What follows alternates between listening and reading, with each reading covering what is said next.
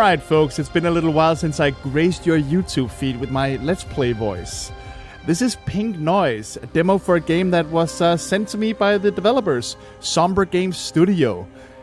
They say this is inspired by stuff like It, Stranger Things, and American Horror Story. So thank you so much for sending me the demo, and they also started the Kickstarter, so you can go check that out if you like the game. Let's give Pink Noise a go, shall we? Oh, hello. I see you lurking. How about no? Alright, let's give it a go. It's a visual novel, by the way. Act 1. Along Shady Alleys.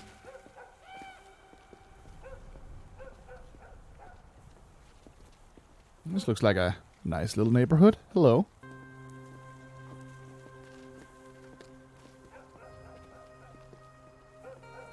Fall comes to Riverwood with chilling winds and the first drizzle. A bleak mist obscures the narrow streets, clinging to the rooftops, tangling in the bushes, and swirling around fields. Fog and murky blackness suit the peculiar suburb. Nestled amid the forest and mountains, it's a decaying, quiet place waiting for winter. As the evening wears on, the town is wrapped in thickening twilight, with only a few streetlights serving as solitary islands of illumination in an ocean of darkness. On one such evening, ordinary and cold, 4 teenagers are strolling around an old park, engrossed in a lively discussion. The first fallen leaves rustle underfoot as the wind reaches the trees, their branches groan out a long, plaintive creak, as if already lamenting the loss of their motley attire. I should have had a bigger pause between those 2 sentences. 2 of the teenagers, a tall boy and a fair-haired girl, walk hand in hand. Their friend carefully hops from one paved slab to the next, balancing as though a bottomless chasm might yawn open beneath them. A quiet, stooping boy in glasses trails behind them, casting glances at the road. Ahead, the street splits in 2, then veers sharply out toward the wasteland. Just a half-century before, a tiny school stood here. Now, only a barely discernible foundation and heaps of broken bricks, choked by stubborn vines, remain to remind them of its erstwhile existence. Boy, this game is verbose, huh? Year by year, students have taken that path, carrying with them their thoughts and fears, high hopes and grand dreams. From tough exams and first crushes, to bullies' bonks on the head for simply yearning to be the star player of a local team. Or simply yearning. Oops. Be it aglow in autumn gold, cloaked in verdant summer green, or blanketed beneath snowdrifts, Riverwood will never forget them. Just as they'll never forget their own and its secrets. The older a place grows, the more mysteries it keeps locked away. One of the girls leaps into the distorted blur of light cast by an old street lamp. What? Ain't gonna catch me. Ava wipes shadowy webs off her cardigan, gossamer threads only she can perceive. She glances at the overgrown bushes, which have long since forgotten the tender care of gardening shears. God damn it. Okay, I don't know what language this is. No chow time tonight, besties. Beasties. God damn it. The other girl scoffs at her friend's silly gestures. Будь Брайан таким же ловким, нам не пришлось бы торчать в школе до ночи. Кабинет химии еще никогда не был таким чистым, как после сегодняшней уборки. If Brian was as agile as you, we wouldn't have been stuck in school after dark. The chemistry room's never been so tidy. Hold on a second. Let me see if I can mess a little bit with the voice acting. Hold on.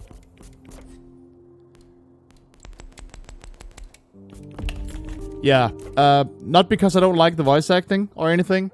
It's just that it's a lot easier for me to just keep reading. So, we're gonna be doing that. She wriggles her fingers to demonstrate, her palms red and wrinkled from the hot water. Hey, it's not my fault Mrs. Hopestone didn't have enough teeth to avoid spitting and lisping. Besides, she should have explained it better. The bottle must have been left open. Actually, she explained just fine. But you still put 3 chlorine tablets in the rubbing alcohol instead of 1. Surprise, surprise. The reaction was extreme. Yeah, that bang was something else. My left ear's still ringing. Ava stops, hovering in a faint halo of light, and nods. She's never been reprimanded at school before today. Sure, she would have been way more upset if it hadn't been Brian's fault, but still. It's just another adventure. Something her and her friends will laugh about one day. And a happy memory is worth more than any reprimand. Especially when her parents will probably forget it by tomorrow. Alright. He raises his hands apologetically. Next time we team up, I won't let you down. I'll put in 2 chlorine tablets. The group passes a row of houses as dissimilar to one another as is ever possible in a suburb. The time-worn houses' windows glow faintly in sepia tones, as though the light itself has aged and can no longer disperse the deepening darkness. The buildings they pass seem to be contending for the greatest neglect. I see you up there, lurky lurk. Every other resident would be considered an eccentric in any other town. For instance, Greybone has leaned on the rusty mower on his front stoop instead of a cane for 2 decades. The abandoned duplex across the road still bears the scars of a long-forgotten fire. Its windows are boarded up. Even during the day, it has a miserable look. The teens keep their distance. What the hell am I looking at? Oh, Mrs. Harvitz's house. What the hell are the... sock dogs? What? The gloomy old lady had knitted yet another pear-shaped cat... Oh, they're cats. And proudly displayed it on the terrace, thus expanding her ugly army. Right, you had a cup of tea together. Did baby Tony apologize? Once, Ava's brother had filched one of the cats and taken it home. Neither of their parents had called any attention to it, so she'd had to explain herself that taking other people's belongings without permission was wrong. Something tells me that Eva's parents are slightly neglectful.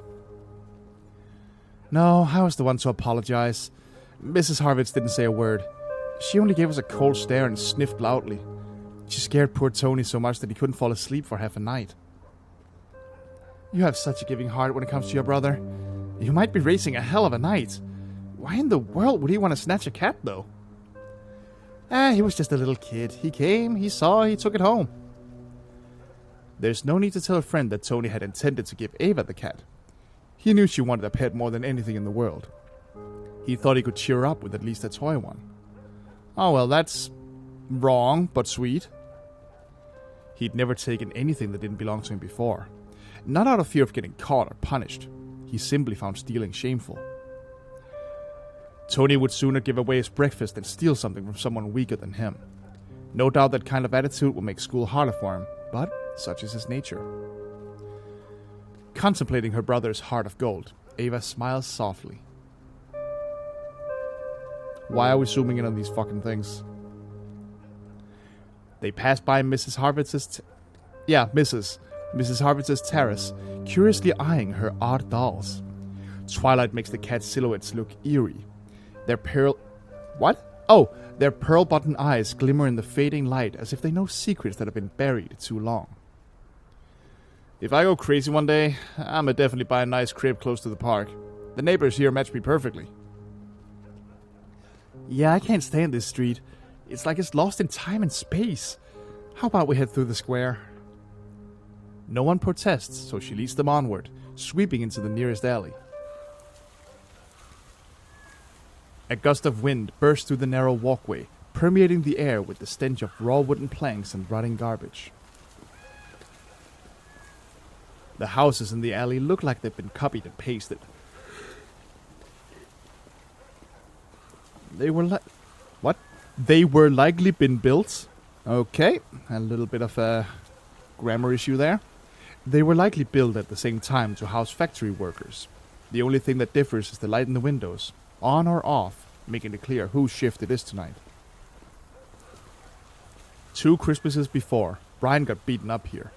Some high school students apparently didn't appreciate his sharp tongue. They'd shoved him into a snowbank and packed snow under his sweater. But the most humiliating part was a neighbor kicking them all out. She came out onto the doorstep with one of Brian's classmates, a cute but overly chatty girl. By the very next day, the whole school had heard the story about him shaking snow out of his pants and whimpering like a puppy.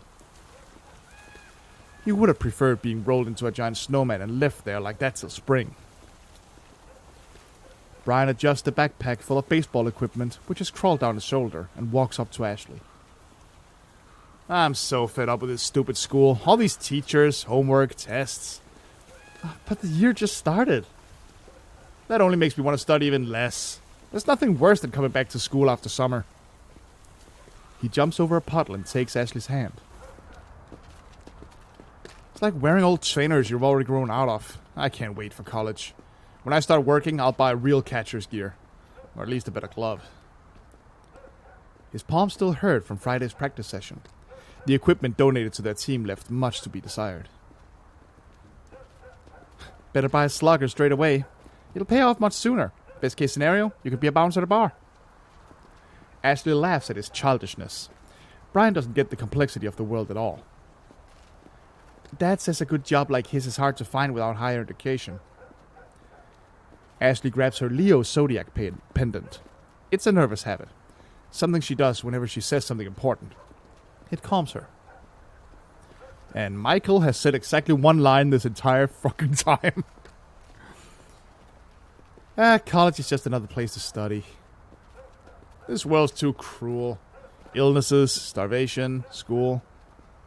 I like school, though. Second line. Look who piped in. Michael tries to squeeze into the conversation. All along, he's been trailing behind the others, glancing suspiciously at parked pickups as if they might bite. He hasn't kept up with his friends since he noticed two silhouettes in an old Ford. One female, one male.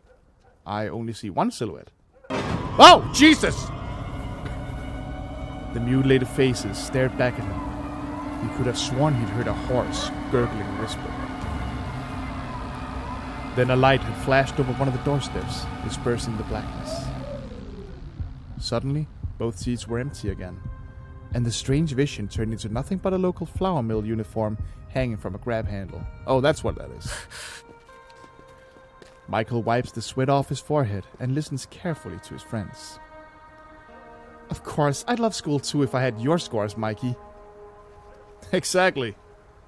Agreeing, Brian quickly squeezes Ashley's hand. Maybe I should wear glasses too. Sounds like homework doesn't look boring through them. Hey, come on, man. Don't be a dick. They walk by the Murdoch's front garden and onto a street flooded with pink and blue neon store signs. You'd better stop complaining. We only have 3 years of school left. Just imagine. Life's gonna be a completely different afterward. Okay. We might even lose touch. Ah, yeah. Somebody watch Stand By Me, huh? To Ava, the idea of moving away feels like teleporting to an unfamiliar planet. So many new people, places, and interesting stories. She hasn't even fully explored Riverwood yet. In her mind, the town's old houses and old residents still harbor so many secrets, enigmatic and dark. In comparison, some unknown huge city feels like a bottomless well, impossible to fully drain even if you had 100 years. In a future like that, it would be hard to make time for anything from the past, but she doesn't plan to forget her loved ones forever. Well, if friendship's real, distance means nothing. My dad calls his friend from other states every single day. She's tempted to add that they mainly have business conversations and argue often, but they don't need to know that. Oh hey, a country music festival. Sounds fun. In her mind, her parents are role models everyone should strive to imitate, not just her and her brother.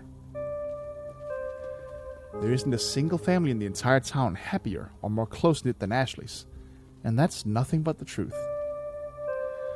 Well, a couple of cornfields and state borders ain't enough to break you up. What the hell do Ashley's dad, your love, and cornfields have in common? Look around! Ava stops and points towards the houses swaying in the darkness. What the hell did that line even mean? Is anything really happening up here? Crunk Jim driving a tractor into a ravine was practically the only breaking news here in 6 months. Well, adulthood is a real challenge. People grow up and they start to feel sorry the time flew by so fast, and they want to experience school life again. She pauses, searching for the right words. Quoting someone else is one thing, but will she soon regret those bygone days herself? After all, Ava already recalls her early childhood with nostalgic warmth. Back then, every little thing felt like it was brimming with wonder. Now a doll is no longer a sorceress, princess, or a traveler from a faraway world. A toy soldier is just a piece of plastic. And a blanket no longer. What? Okay, I think there was a little too much text for the invisible box there. Making stories up for others is simple, but how are you supposed to fix yourself? Maybe the older you get, the duller and more colorless the world becomes. It's like going back to a fairy tale you weren't grateful enough for earlier. They're just nice words, nothing more. Bring adults back to the textbooks and they'll howl. Oh god, sorry about that. Bring adults back to the textbooks and they'll howl all day. I don't remember any fairy tales where the characters were forced to read Walt Whitman's poetry. What about you, Michael? Me neither. I just had to give him a stereotypical nerd voice, huh? The friends stroll from one store to the next, looking at the flickering signs. Up close, they no longer seem bright and cheerful. They look rather ramshackle and out of place in the dilapidated suburb. What the fuck is Mama's hands? Let's go home, okay? Dad's on shift today, but if he comes Dad's on shift today, but if he comes back to grab a bite to eat and I ain't there. Brian scratches his neck and sticks out his tongue. Ashley laughs and punches him in the shoulder. Michael, trailing behind everyone, suddenly stops and looks at the only sign that still sparkles as brightly and cheerfully as the day it was hung. The arcade's open. I doubt there's anyone here this late. We can play Street Fighter. Usually calm and quiet, he now blossoms. Behind his thick glasses, his eyes shine with passion. Totally. No stupid helpers, suckers, or high school jerks. The boys lean against the dusty window, as happy as if they're meeting their idols. The girls only snort in irritation. What? Suddenly you're not gonna run back to your crib to avoid daddy's shellacking? I'll risk it. There's always a chance dad'll kick you in the head. But a chance to throw Hadoukens and not wait in frickin' line for the game? Now that's rare. It takes so little to make them happy, doesn't it? Ashley glances at her friend. Let him play. By the way, did you hear about the arcade machine that appears in the hall by itself? Ashley rolls her eyes. Ava's fantasies and reality have little in common. Her friend refuses to grow up. In her world, even a tattered old shoe might open its jaws and spin some ridiculous yarn. And that's exactly why Ashley adores Ava. She's so incredibly different from Ashley's overly rational parents. And from Ashley, too. With her, getting bored is an impossible mission. Even if they were both locked in an empty basement, Ava would still manage to discover something fascinating there. She'd pull Ashley in and get her into trouble again, and they'd giggle about it later. Dude, Michael looks fucking insane. Look at him. But Ava doesn't need to know that. It isn't like anyone can stop her anyway. You start playing and can't stop. The game never ends. It's impossible. But you try over and over again, forgetting about eating or even going to the bathroom. Over and over again. Not thinking of your parents and friends. Over and over again. Is she talking about Polybius? Until you run out of your allowance, can't afford breakfast, and stay hangry for the rest of the week because you're dumb. Michael peels away from the glass and adjusts his lopsided glasses. Well, that doesn't sound so scary if you got no allowance to begin with. Want to go in or what? Gosh, they're looking at us like dogs staring at a steak. Ashley waves her hand authoritatively. It's creepy to go home when it's dark out, but if you win 100 tickets, me and Ava are gonna pick a prize. Do you win tickets from, like, arcade machines? Like arcade video games? American-style arcades aren't really a thing where I'm from, so, well, at least they're rare. The spacious room is somehow stuffy, permeated with the stench of hot plastic, unsuccessfully covered up by pungent berry air freshness. Shark... AKDK? Okay. Back to... What? Back to... What does that say? Alright. Planes 4. Oh, that's Space Invader. Cool. Anyway. Oof, smells like wasted time. As if. This shack smells nothing like school. The clamor of screensavers and demo walkthroughs melts into terrible cacophony. No wonder the zoned-out cashier is shielding himself from it with a set of greasy cushioned headphones. The walls are plastered with posters, promotional flyers, and all sorts of paper trash. However, one ad stands out. If you beat a record, you can win tickets and exchange them for prizes. Such generosity was easily explained. With the start of the school year, kids have a bit more cash in their pockets than usual. Oh hey, a Game Boy. Nice, I didn't even see that until now.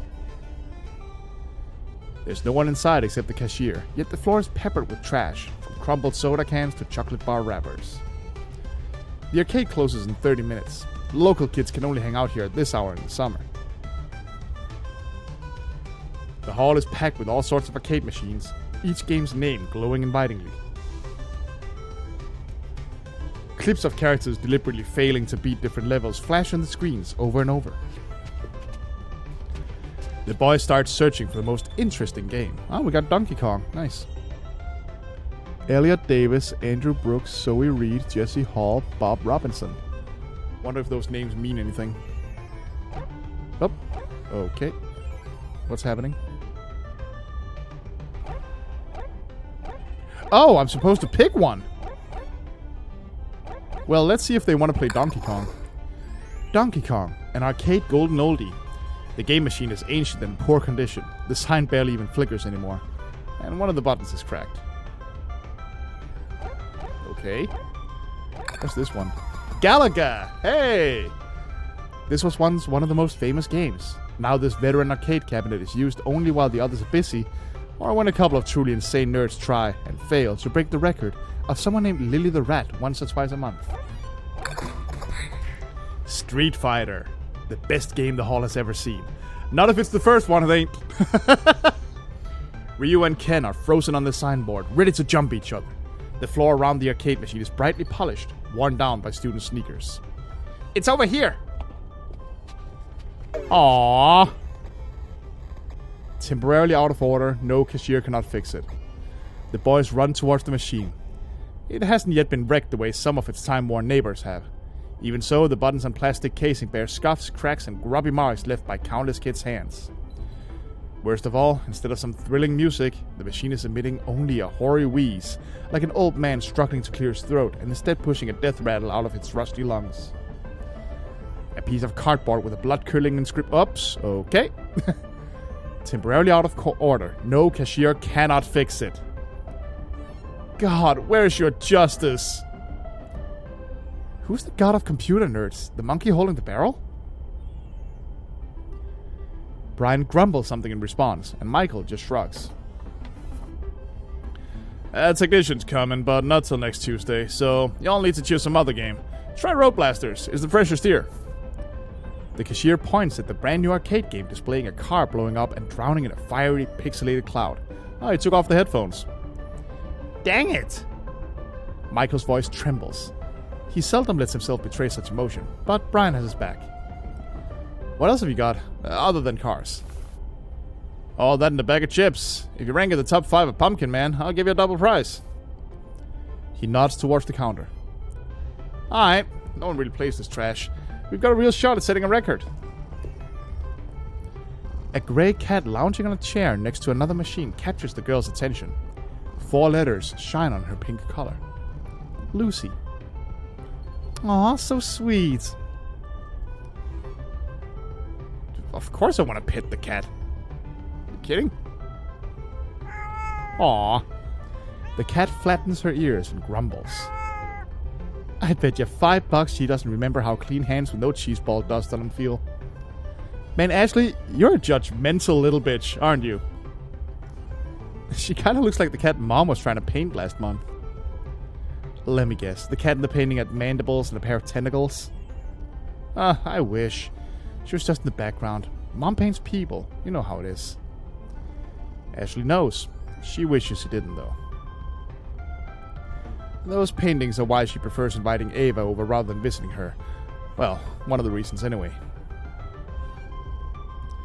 They'd had a slumber party at Ava's place twice. Both nights, Ashley had been plagued by nightmares. The root cause was a few masterpieces Ava's mom considered her favorites. Compared to those monstrosities, plain old horror movies were practically bright, cheery cartoons. Oh, Pac-Man. With devil horns? Okay. Seems a little random which ones they actually use the names of. Oh well. Meanwhile, the boys approach the coin-operated Pumpkin Man machine. Instead of usual Mr. or Mrs. Pac-Man, a bright orange pumpkin is flying around through tough levels, eating licorice candies. Oh, okay, so it's a deliberate rip-off. The display sears their eyes with poisonous shades as a bunch of colorful bloods chase the voracious pumpkin. What you think? Are these ghosts? Michael peers at the sign. Here's a hunter shooting the pumpkin with a shotgun. They're restless hunters' souls, then. Awesome. Let them catch the pumpkin, then everyone's happy. The hunters are safe in their graves, and we're home. Brian decisively draws a handful of coins from his pocket and inserts them. The coins clatter through the machine's metal innards and settle in his stomach. The maze dissolves into pixels and rearranges itself into the first level. Its corridors are speckled with candies, and the ghosts begin darting ravenously around their cage. Back home, with no prize? I ain't leaving till we empty out that prize counter. The cashier shudders at the thought. We close in half an hour. Brian winks at Michael. Then he's gonna have 15 minutes left over to cry about his empty counter. Sure he is. Am I gonna get to play? Wait, are you making me play? Because I suck at... Oh god, you are. That's a problem, because I suck at Pac-Man.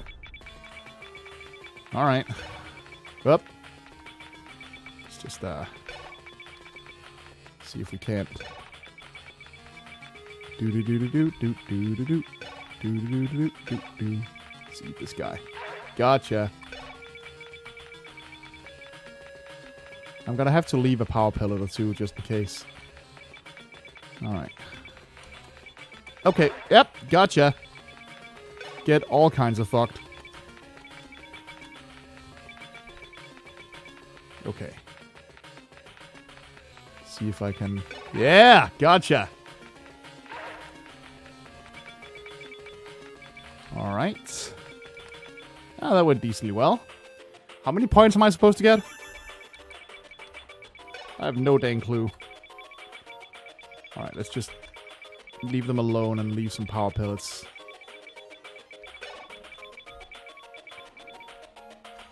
Okay.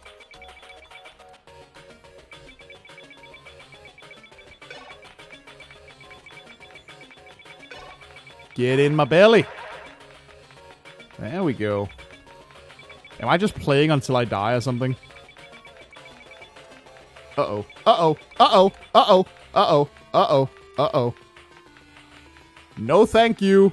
Oh, shit. Oh! Oh, boy. This got intense. Yeah. Fuck off. Gotcha. You win! Oh, just these 2 levels? Cool. That's it. Give me tickets, you stupid slab of iron. The cabinet releases 50 tickets that could be exchanged for an interesting item. Although they'd like to keep playing a bit longer, they've run out of spare change, and Brian would never, ever borrow money from a girl. Hey! Michael feels a bit awkward since he's never had any pocket money at all, but a friendly slap on the back snaps him out of his thoughts. Good job, Michael. You played like a beast. You two did a lot better on this than in chemistry class today. Not sure I could have completed the level where there were more ghosts than candies. There was nothing like that. Brian looks around with a self-satisfied smile and looks like a complete douche in doing so. Also, I see the turtles back there. But to his disappointment, the girls aren't here to celebrate his triumph. They're just emerging from the bathroom, discussing something. Hey, you missed something amazing! Did you land a space shuttle? No? Then I don't see any reason for such delirious joy. Brian points at the tickets Michael's holding. Nah, what we did is way cooler than any shuttle. Let's go. High time we picked a price. The cashier isn't around. The only movement in the whole arcade is a decorative bamboo curtain slowly swaying behind the counter. The cashier's headphones are still lying on the lower part of the counter, and a loathsome sausage is rolling around in a jar. All of a sudden, the hall seems empty. Where did he go? Dunno. Brian carefully approaches the counter and raps on the table with his knuckles. They hear shambling behind the bamboo curtain. Someone exhales loudly, and they all freeze. The game machines start beeping incessantly. The signboard lights dim as a devouring darkness creeps into the hall. Ava impatiently examines the counter, the prices, and the posters tacked up one on top of another. Blah. Then she shouts. Hello? Anybody here? No reply. Alright, let's bounce. I don't want to wait for this freak. Oh, jeez! What the hell? The cashier takes off his mask and bursts into laughter. Y'all should have seen your faces. We didn't even gasp. What a boring prank. Well, I did, so. The cashier grimaces as though he's taking a swig of lemon juice. Ah, critics. Alright, pick a price. I see y'all got plenty of tickets. Ooh. I mean... Dude. You get a Game Boy? Hold on, let me save. Oh, unavailable. Fun. Nintendo Game Boy, 10,000. Whoa, okay. The best price ever. The boy's wildest dream. I wonder how long you'd have to play to win this many tickets. Yeah, I thought there was a fucking catch. What about the baseball cards?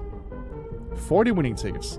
The cards' price is slumped since everyone rushed to buy them a few years back, hoping to sell them at a profit later, even if they aren't interested in sports. Okay, so not those. A freaking slinky? Okay, sure, why not? Let me see the slink. Uh-oh. Oh, there we go. Slinky, 20 winning tickets. A red slinky, an American golden oldie. You can perform lots of simple tricks with it. Ava's promised her younger brother she'll get him one, just like this. Oh, okay. Rubik's Cube, 35 winning tickets. A good but hard puzzle. Michael loves stuff like that. He'll probably solve it in 15 minutes. Magic 8 Ball, 50 winning tickets. A Magic 8 Ball. Ashley would love this toy, as she believes in fortune-telling and horoscopes. Unavailable. Price for Michael. Oh! Oh, so in the full game, you'd be able to, like, pick one for the character you prefer. That's interesting. Alright, let's get the Rubik's Cube for Michael. He seems like he needs a win. And the award for the best game of the night goes to Michael. What do I say? You want a Rubik's Cube? Looks fly. Never seen one like this before. What do you mean, one like this? It's a Rubik's Cube. Michael nods shyly. He's not used to getting anything right on the first try. He isn't thrilled about the prize, but Brian could have simply chosen the Magic 8 Ball for his girlfriend or the Slinky for Ava. He's known them for way longer. But no, he chose Michael. He's on cloud 9. People are finally noticing him. Girls, you don't mind, do you? Oblivious to the world, Ava is just staring at the Leatherface mask stretched over a jar of cheap marinated sausages. The mask is made of leatherette, not latex or silicone. It looks so realistic. Of course, up close it isn't as menacing as in the movie, but the unknown artisan clearly put immense effort into it. Ava has watched the Texas Chainsaw Massacre 3 times. The family dinner is her favorite horror scene. She wants to ask the cashier where he got that mask so she can buy one for Halloween. Oh, okay. A little bit odd that there's 2 names here. There's nothing else to choose between. I took a look at the Magic 8 Ball box. It was a shoddy fake. I got very few answers. Martin ones are way cooler and more interesting. Take it, Mike, and let's get out of here. The cashier collects the tickets and tosses the cube to Michael, who beams. Let me give y'all something for the rest of the tickets. Rest of the tickets? I thought we only got 50. Whatever. He takes a cassette from the shelf and taps on it. Oh, right, he said something like double price or whatever. No one knows what's recorded on here. I just found it in the hall once. Brian glances at his friends. Michael twists the cube with rapt attention, paying the cashier no notice. You mean you're just gonna give us somebody's cassette instead of a real prize? But Ava, finished examining the mask, swiftly snatches up the prize and shoves it in her bag. Booyah! Extra profit! Hey, if nothing else, you have a tape that you can just record over. Worst case scenario, it's the fucking ring. Brian grimaces as the cashier tucks the tickets into his wallet. Most likely, no extra prize ever even existed. And the cashier's just pawning off some junk off on them to pocket their tickets. Chances are, he's pulled that trick before. Who knows? Next time he might try handing out his socks to some dusty old Tiger Electronics handheld. Oh, okay. Now that would just be cruel.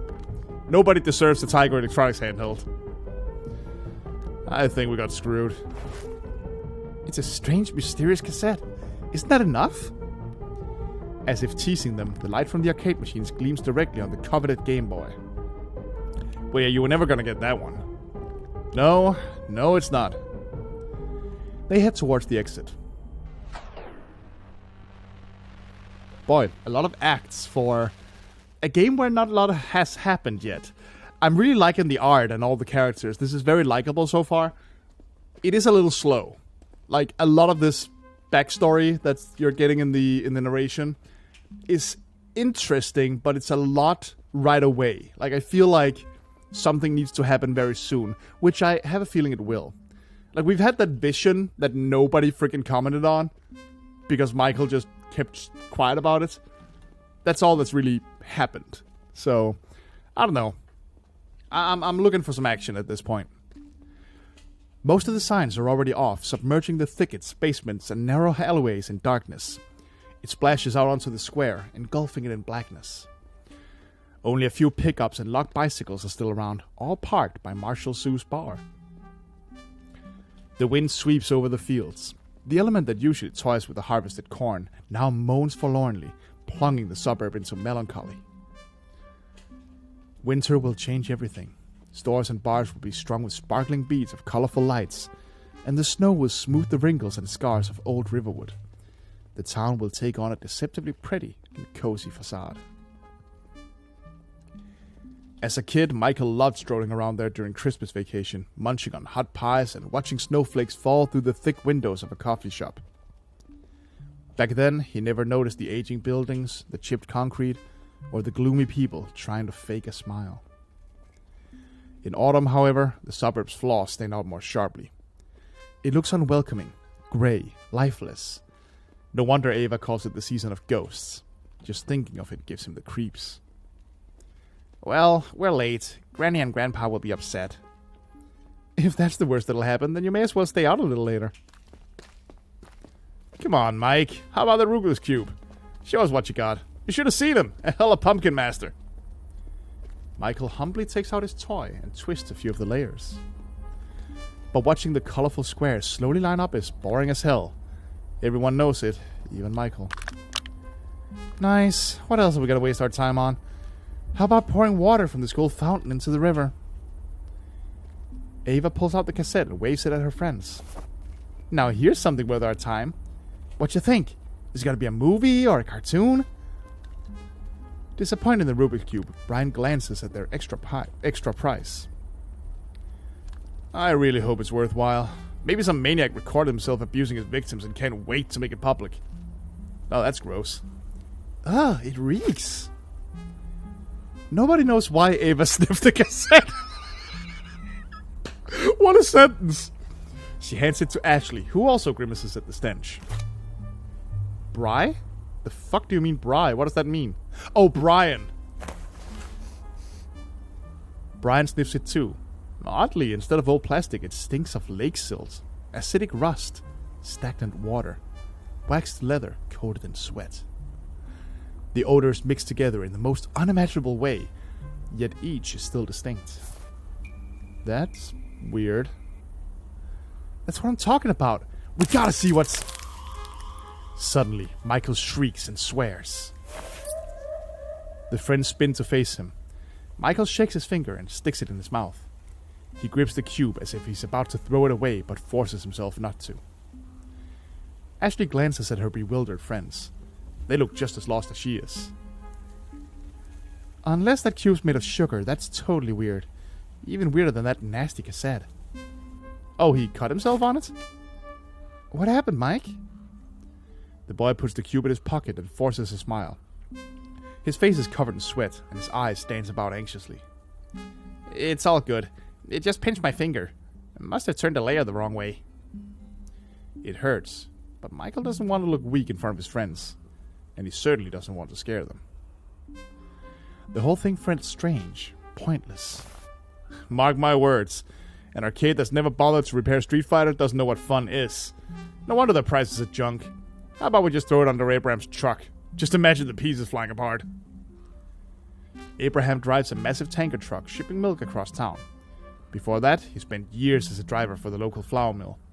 His old red truck is already a town legend. You can hear its roar all the way from the other side of Riverwood. Wow, that'd be incredible. Steven Spielberg's gonna shoot a movie about it one day for sure. Today was a crazy waste of time. Let's just go home. Nobody disagrees, so they head to the town's newest district. There isn't as much junk lying around here as there is in the park. The residents in this area are relatively wealthy. Ashley's house is the first place on their way back. The friends stop by her family's decorative fence. Michael likes it here. The house feels alive, bright, full of energy. Not that he and his grandparents live in a junkyard, but their place is old, engulfed in greenery, and quiet. Old things always stay right in their places, and new ones are rare. If the TV still works, there's no need to replace it. If the couch isn't falling apart, why get rid of it? It could last through at least one more generation of kids. The only new thing is his grandfather has bought lately is a car, but, well, that was for special reasons. Michael's life is quiet, like a little mouse buried in books and magazines. In that sense, Ashley's is complete opposite, just like their houses. An old single-story building versus the giant mansion that takes up half its plot. Ash, you have an old VHS player in your shed, don't you? Yeah. Why? You want to watch the cassette? Well, it could make our evening a little better. But don't our boys gotta get home? Instead of answering, Brian jumps over the fence and waits for his friends to follow. Michael? Michael nods and quickly catches up with Brian. Brian looks excited, like he's about to embark on the best adventure of his life. Grinning from ear to ear, he turns to Michael. Did you solve the cube?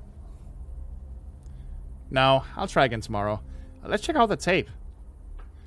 He should have started doing his homework long ago instead of wandering through the streets. By now, his grandmother might be about to call the police and demand a search party for her grandson, but he hardly wants to go home. Michael stares pensively at his finger. Blood is still oozing out of the wound. The nail and the flesh have been cut with a sharp edge.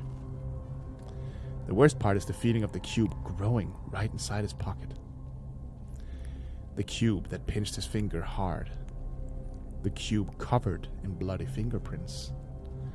The cube that had suddenly been etched with an inscription invisible to anyone but him. 4 carved out letters. Your. Okay. And then the carving disappeared, as if it had never been there. Come on, let's go check out what kind of recording we got. Okay, this is definitely intriguing. It's a little slow moving, but very intriguing. And I don't really know the point of the acts, but whatever. As far as the friends are concerned, Ashley's shed is the best and coziest place in the whole suburb. They spend most of their evenings here in the winter, when there's nowhere else to hang out and a high risk of being targeted by the high schooler snowballs. There's plenty of space for board games and fooling around. They can be as loud as they like, and Ashley can always bring them snacks or soda from home. Her father originally planned to turn the place into a man cave, complete with a couch and a big TV. But he's been overwhelmed with work lately, so most of the time, the friends are free to use the shed. But that day, they aren't alone.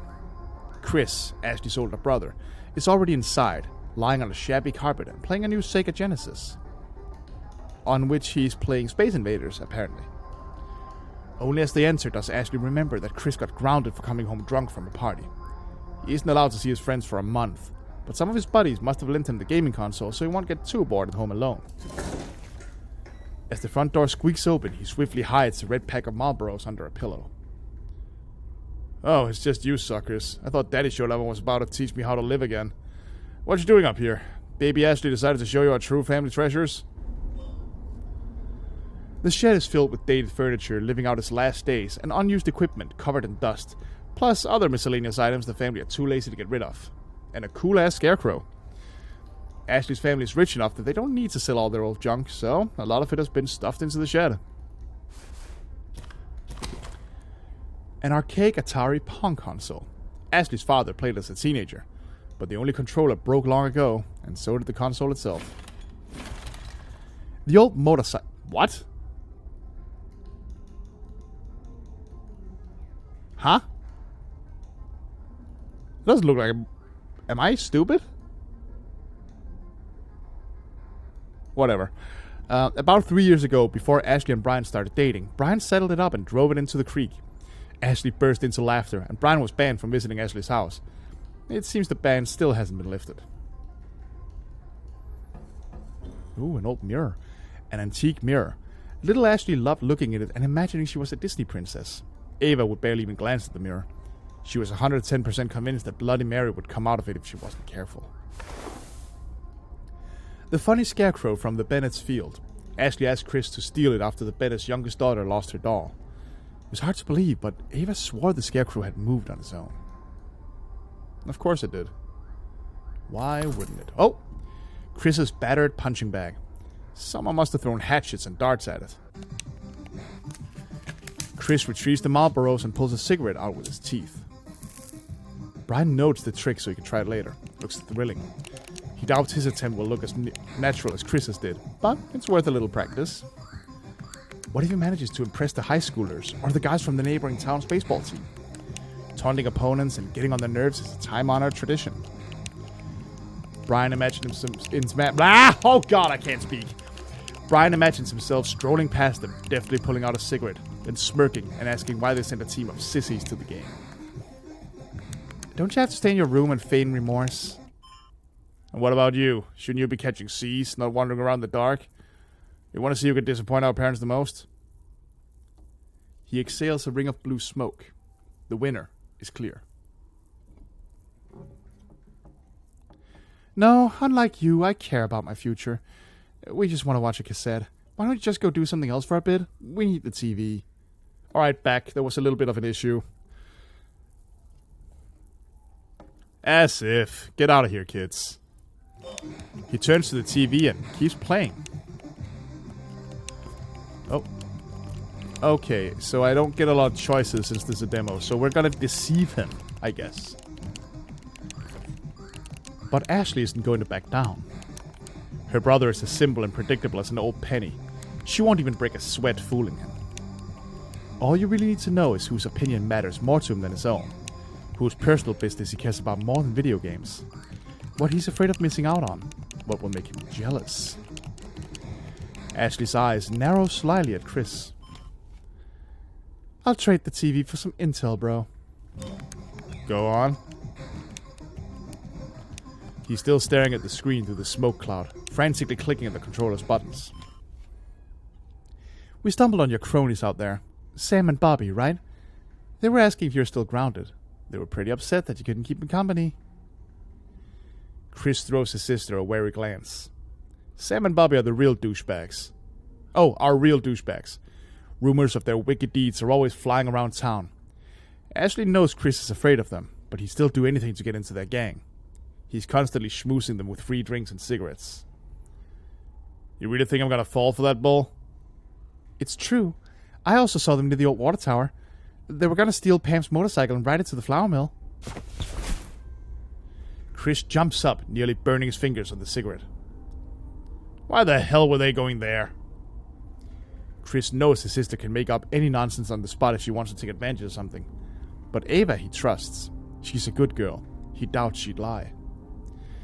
He can see right through his little sis. Ashley thinks she's a master manipulator, but her expression is a dead giveaway when she's lying. But Ava's different. They've known each other forever, and she never lies so blatantly. Unless, of course, it comes to stories about the ghosts that haunt the old school. Or the mysterious drowned man the girls totally met at the lake that one day. Grandpa says truck drivers sometimes sneak bourbon into the factory in gas cans and sell it to the night shift workers. Best bourbon in the state. That's what he says. I bet they weren't going to buy it. They were going to steal it. That would be fun. He yanks his sneakers on and rushes for the door. Before he leaves, he glances over his shoulder and sneers. Watch out, Four Eyes. If you're just trying to ditch me, your ass is going to be my punching bag next time. Ava, you don't count. Chris disappears into the night, and Michael wipes the cold sweat from his forehead. He isn't gonna punch me, is he? Is he, guys? It's just Ashley's brother, not some damn high schooler who likes robbing kids. Ashley doesn't really agree. Chris has changed lately. He used to play sports. He's never smoked or followed complete idiots before. Their parents were proud of his medals and trophies. Their dad claimed any college would accept Chris on an athletic scholarship if he couldn't make it academically. Once he entered college, he would straighten out. But there's nothing left to straighten out anymore. Nobody offers scholarships for partying or hanging around bad company. Chris's boxing gloves are already gathering dust under his bed. His empty shelves and hooks aren't expecting any new awards anytime soon. Let's just start, okay? She glances at the moon. The cassette is not the only reason she wants to hurry up. Turn it on, Brian. Brian changes the TV to AV mode and slides the cassette into the VHS player. Static noise dances on the screen, curved and covered in dust. The speakers let out a soft hiss, followed by a squeak. I hope the tape's not blank. Otherwise, Michael's gonna beat us up for no reason. Oh, Michael's gonna get beat up for no reason. Sorry. Michael shivers and glances around, as if Chris might already be creeping up on him. His fists raised to strike. It can't be blank. Hurry and take your seats. We don't want to miss anything. Look at this. Ava settles down against one of the pillows, and her friends follow suit. The TV continues flickering, disrupting the peace of the shed. The wind sweeps out of the fields and descends in the suburb, sneaking through the streets like a wild animal prowling for prey. It shoves the shed, making it sway and creak like a popping joint. Their only lamp flickers, casting shadows on the piles of garbage in the corners. Is there any other light in here? As if to answer Michael's question, a picture begins to form on the screen. Uh-oh. The black and gray static stripes morph into an image, taking on colors and shapes. One part becomes studio walls. Another area changes into the decorated set of a Friday night show. Oh, hello. The rest turn into the body of a game show host wearing a striped suit jacket. And definitely not looking like Lucifer in disguise or something. The host is half turned and staring at the camera, as if waiting for a direct signal to start or trying to see the audience on the other side of the screen. Well, at least he's not a maniac. Don't speak too soon. An invisible orchestra bursts into music so cacophonous that the players should have been whipped for their miserable performance and never allowed to lay hands on an instrument again. Haha! Oh, welcome to the show, everybody. Oh, okay. And we stop there. Alright, congratulations, you have completed the demo version of the game Pink Noise.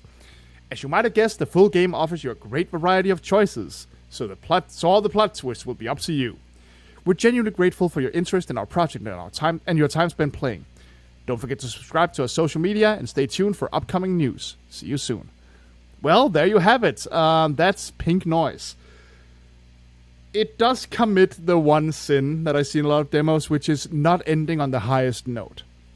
I'm curious what's on the tape, absolutely. But just starting the tape and ending it right there, you need to give me a wow moment. You need to give me, like, something to really pique my curiosity. So far, the biggest wow moment has been the Rubik's Cube suddenly having writing on it. And that's not really enough. It needed like 5 more minutes for something insane to happen on the game show to really, really whet the player's appetite. With that said, I love the art. As much as I also think it's a little slow at times and the narration gets a little much, the narration is very effective in setting a mood. Absolutely. So, yeah, Pink Noise. Keep working at this. This looks like it could be very interesting. And if you like what you saw out there, make sure to check out the Kickstarter and throw these guys some money. Why don't you? Oh, and let me know if you want me to play the full version of this when it comes out. Thanks for watching, and see you in another one. Bye-bye.